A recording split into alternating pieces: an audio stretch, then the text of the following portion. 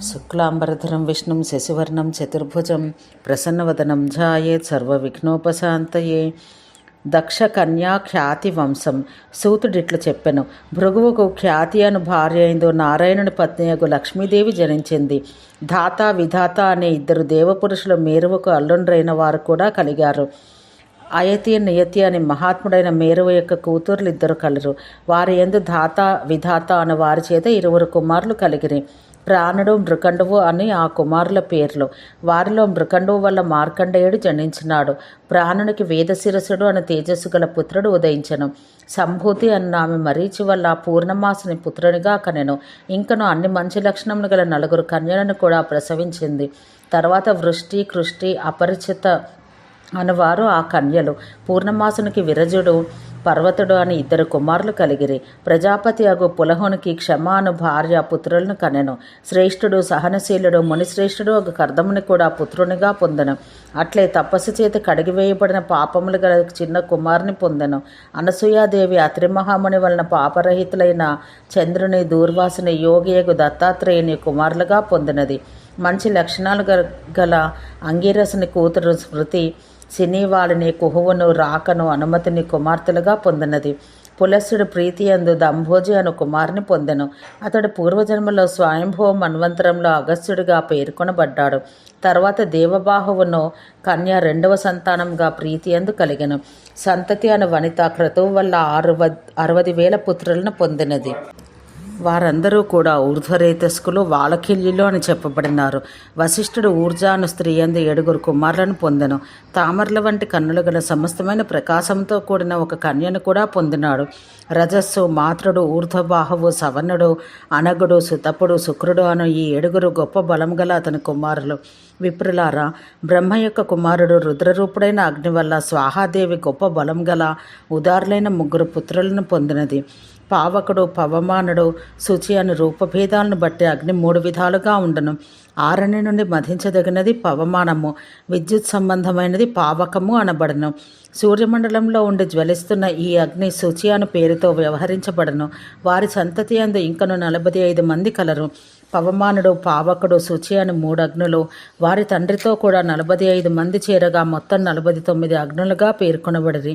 వీరంతా తపస్సు కలవారుగా, యజ్ఞంలందు భాగం కలవారుగా, రుద్రస్వరూపులుగా, 3 పుండ్రరేఖలతో గుర్తించబడిన శిరస్సులు గలవారుగా చెప్పబడుచున్నారు. యజ్ఞం చేయని వారు యజ్ఞకర్తలు అగు బ్రహ్మ కుమారులైన పితృదేవతలు కలరు. వారిని అగ్నిశ్వాతులని బర్హిషదులని 2 విధములుగా విభాగం చేయబడినది. వారి వల్ల స్వధ అనుపత్ని మేనా ధారిణి అని పుత్రికలను కనెను. మునిశ్రేష్ఠులారా, ఆ 20 యోగమును అవలంబించిన వారు వేదాంత విద్యను ప్రకటించువారుగా ఉండరి. వారిలో మేనా అను ఆమె మైనాకుని అతని తమ్ముడైన క్రౌంచ పర్వతాన్ని పుత్రులుగా పొందెను. సమస్త లోకములను పవిత్రం చేయు ఒకే ఒక గంగానది హిమవంతుని నుండి జనించెను. తన యోగశక్తి అను అగ్ని బలం వలన ఆ మేన మాహేశ్వరీ దేవుని పుత్రికగా పొందినది. శ్రేష్టమైన దేవి యొక్క గొప్పతనం ఉన్నది ఉన్నట్లుగా పూర్వం చెప్పబడినది.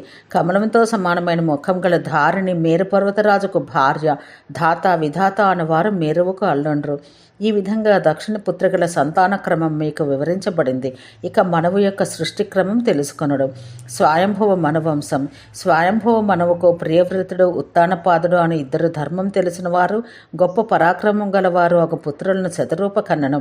తర్వాత ఆ ఉత్తానపాదునికి ధ్రువుడని కుమారుడు కలిగెను. అతడు భగవంతుడైన నారాయణనందలి భక్తి చేత శ్రేష్టమైన స్థానం పొందెను. ఆ ధ్రువుని వల్ల శిష్టి భావ్యుడు అని వారు జన్మించగా, భావ్యుని వల్ల శంభువు పుట్టెను. శిష్టి వల్ల అతని భార్య సుచ్ఛాయ పాపరహితులైన 5 కుమారులను కనెను.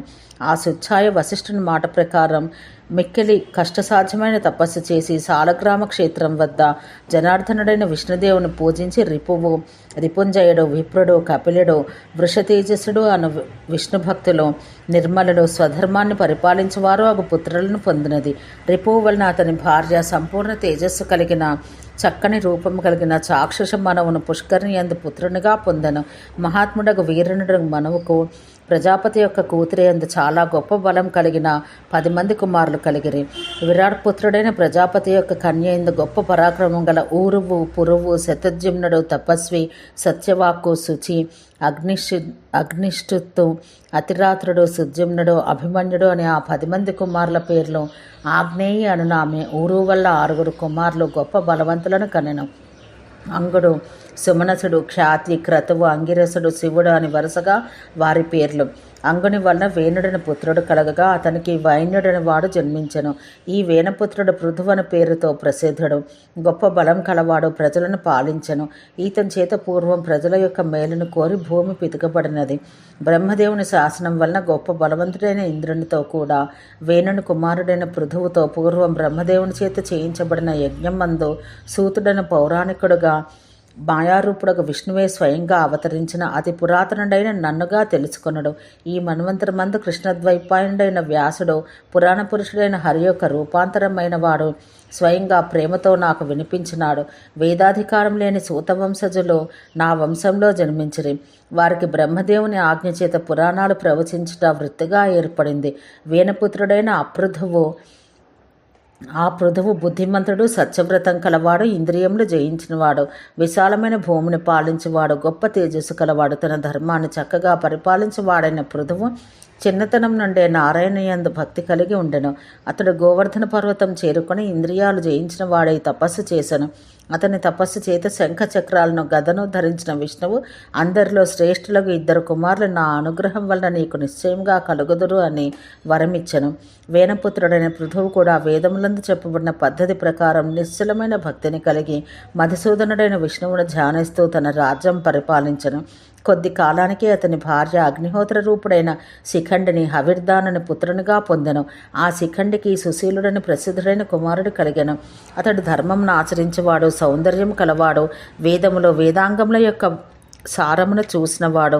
అతడు శాస్త్రం ప్రకారం వేదాలను చదివి ధర్మ మార్గంతో తపస్సునందు పూనిక కలవాడై అదృష్టవశంచే ధర్మవిధుడైన వాడై సన్యాసం నందు బుద్ధిని నిలిపెను. ఆ సుశీలుడు తీర్థస్థలాన్ని సేవించి వేదాధ్యయనం నందు తపస్సునందు నిష్ట కలవాడే ఒక సమయాన సిద్ధుల చేత సేవించబడుచున్న హిమాలయ శిఖరం చేరను. అక్కడ ధర్మవనమన పేరు గల ధర్మసిద్ధిని కలిగించినది, యోగులకు పొందదగినది అగు వనము అతడు చూసెను. అక్కడ పుణ్యవతి, నిర్మలమైనది, కమలములు, కలువలతో కూడినది, సిద్ధుల ఆశ్రమాలచే అలంకరించబడిన మందాకిని అను నది ఉండెను. అతడు ఆ మందాకిని నది యొక్క దక్షిణ తీరమందు మునిశ్రేష్ఠులతో యోగులతో కూడి ఉన్న మిక్కిలి పుణ్యప్రదమైన అందమైన ఆశ్రమాన్ని ప్రీతితో చూసెను. ఆ మందాకిని నీటిలో స్నానం చేసి పితృదేవతలకు తర్పణాలిచ్చి తామరలు, కలువలు మొదలగు పుష్పాలతో మహాదేవుని పూజించి సూర్యమండలంలో నివసించే దేవుని ధ్యానించి తలపై దోసులు వక్కి సూర్యుని వైపు చూస్తూ పరమేశ్వరుని స్తోత్రం చేసెను. వేదంలోని రుద్రాధ్యాయంలో రుద్రుని చరిత్ర పఠనంతో ఇతరములైన అనేక విధముల స్తోత్రాలతో శివునికి సంబంధించిన మంత్రాలతో స్తుతించెను. ఇంతలో తన వద్దకు వస్తున్న శ్వేతాశ్వతరుడను పేరుగల పాశుపతుల్లో గొప్పవాడైన ఒక మహామునిని ఆ సుశీలుడు చూసెను. భస్మం లేపనం చేయబడిన సమస్త అవయవాలు కలవాడు, కౌపీనమున ఆచ్ఛాదనా వస్త్రంతో కూడి ఉన్నవాడు, తపస్సు చేత కృషించిన శరీరం కలవాడు, తెల్లని యజ్ఞోపవీతం ధరించిన వాడు ఒక మునిని చూచెను.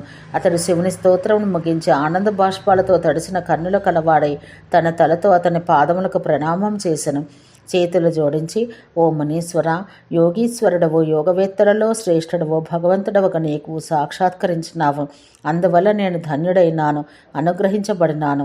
ఆహా, ఏమి నా యొక్క గొప్ప అదృష్టం! నా తపస్సులు ఫలవంతములైనవి. నీ శిష్యుడనైన నేను మీకు ఏమి సేవ చేయవలనో చెప్పి పుణ్యాత్ముడా నన్ను రక్షించము అని మునిని ప్రార్థించెను. ఆ శ్వేతాశ్వతర మహాముని శీలవంతుడు రాజువగు సుశీలను గ్రహించి తపస్సు చేత నశించిన పాపములు గల అతన్ని తన శిష్యుడిగా స్వీకరించెను. ఓం శాంతి శాంతి శాంతి.